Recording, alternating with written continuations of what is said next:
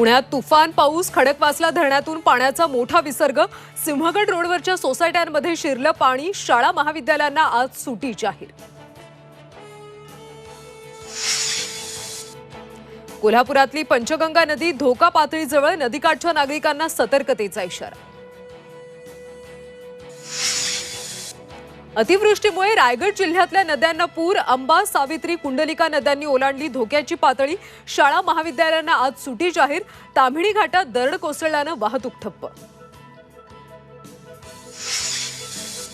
मुंबईसह उपनगरात पहाटेपासून मुसळधार पाऊस, सखल भागात साचलं पाणी, अंधेरी सबवे वाहतुकीसाठी बंद, पुढच्या 24 तास मुसळधार पावसाचा अंदाज.